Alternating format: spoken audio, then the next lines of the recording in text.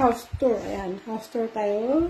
Dito sa aming tulugan na ay kasama dito sa Turkey. Mga nani kami sa Turkey. So, ayan yung aking pintuan. Ayan, may upuan ako, may electric fan. Ayan yung aking bed. May sampay ako. Ito yung aking cabinet. Okay, ito yung aking pintuan. May sampayan.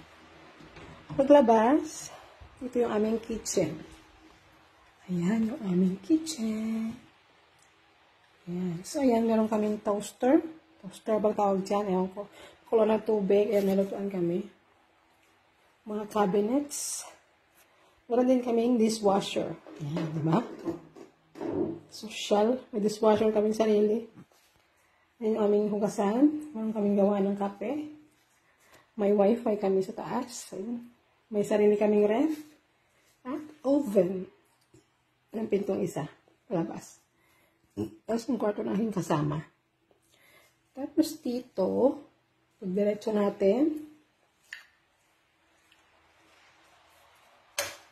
Ito yung aming laundry area. So, ayan. Aming laundry area. Tapos kabila naman, yung aming toilet. Ayan, may shower. So, ayan yung aming bahay ng aking kasama dito sa Turkey. Meron kaming sariling privacy. And, hindi na namin kailangan mag-rent ng bahay. Kasi may privacy naman kami. Ayan, magre-ref rate tayo. Tingnan natin yung laman ng aming ref. Ayan, may itlog, may butter, may milk, lemon, labne, cheese, tinapay. Binilahan ako ng aking kasama ng ham kasi siya taga-palengke. Ayan, cake, bigyan ng aking kasama. Yung Uzbekistan cake, bukas sa kain ko yan. Meron kami mga putas. Ayan, nabubulok na yung iba. Hindi pa namin nakakain.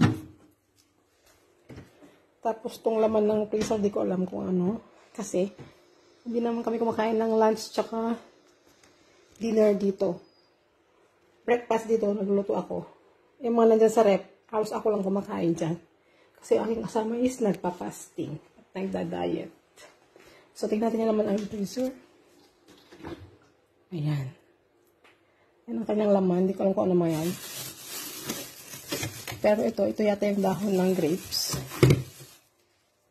Yung pinambabalot nila sa parang kakanin. So, ayan yung aming house tour. Dito sa bansang Turkey. Nani in Turkey.